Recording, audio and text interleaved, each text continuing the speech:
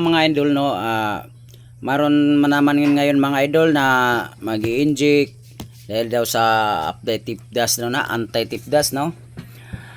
Mga idol, ito lang po ang opinion ko, sarili ko lang opinion, no.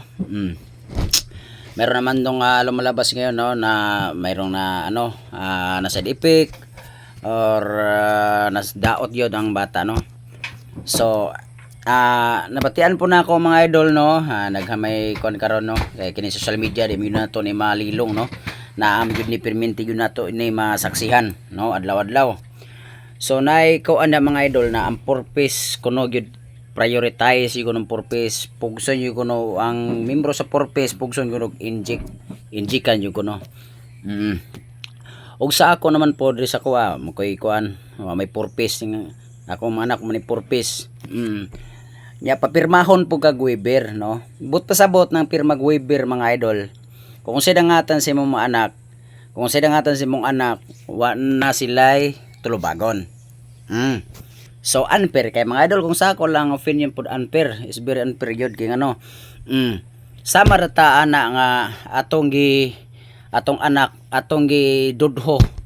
Gidudho nato sama ratong anak atong gitubong sa kapahamakan, atong gitubong sa delikado o atong gitubong sa disgrasya. Kung ato nang buhaton. Karon sa ako lang po opinion ko sa ako ginikanan man ko kung ako gi masunod. Kaya unang-una, wa man ko nagpangayo sa gobyerno para ipakaon sa akong anak.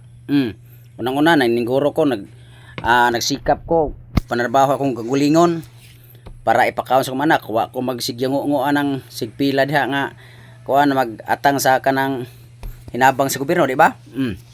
Bahala ko hinabang gobyerno, bahala ko matanggap mga benepisyari sa gobyerno.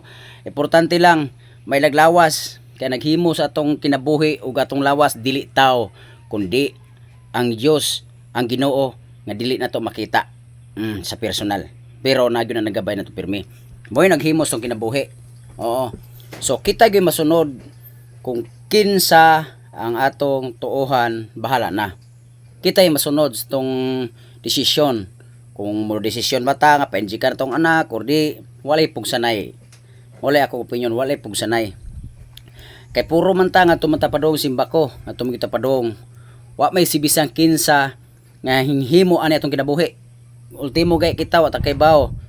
Kung diin tagikan wa ta kay bawo. Nahibaw-an nato gikan ta sa tong inahan. Pero wa ta kay bawo kung kinsay nagbutang og kapangyarihan para mabuhi ug maumol ta sa sabakan sa tong ginikanan. Muna akong opinion. Munang mingunta na ang Ginoo. Kisay nag-umol, kisay naga-symbols tong kinabuhi para maumol ta sa sabakan sa tong inahan.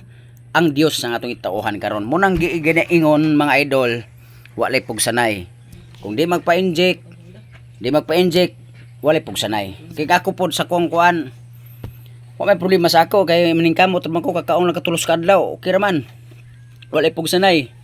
Nga pa-inject kay kana waiver, ibut pasabot pag mag-inject ana o pag mag-inject nimo, di ba? Pag mag-inject sa imong anak kay waiver man di wala sila tulubagon. Wala lang, awareness lang. Di masayon ana nga gikontra nato ang kuan sa gobyerno. Sumunod man ta sa batas pero dapat sana walay pugsanay. Hindi sa pilitan, hindi pinilit.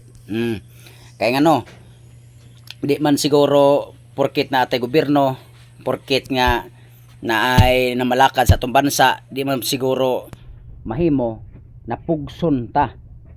Kay ang gobyerno tao, pareho nato. Ang namalakad sa gobyerno sa Pilipinas di sa tuwa tao, pareho po nato. Nagka-diferensya lang ang kapangyarihan sa kung kumbaga sa imong gigunitan. Pero pareho ta mamatay ngadtog tapadong tanan. Munang walay pugsanay. Muna pong akong opinion. Walay pugsanay kay og kuan Ginoo gyud magbuot nga kutloon natong kinabuhi wa tay mahimo. Basta Ginoo magbuot, di lang pud tao. Di ba? Man mga idol nga kuan lang ganang walay pugsanay sa ako lang opinion. Kung sa ako di ko pirma na. Di bali ang Ginoo may buot, Ginoo nagpahimugso na to sa kalibutan, Ginoo naghatag sa kinabuhi, Ginoo naglakaw-lakaw ta ning kalibutan, Ginoo ra po mo patay nako, Ginoo ra po mo patay nato. di ta magpataka og kanang pasuod sa tong lawas nga wa ta kay baw. Ana lang kung kuan basta kay mawala ni ako o kay karapatan man nato natay opinion, karapatan man nato magsalita di social media, basta di lang po tayo lumagpas, no.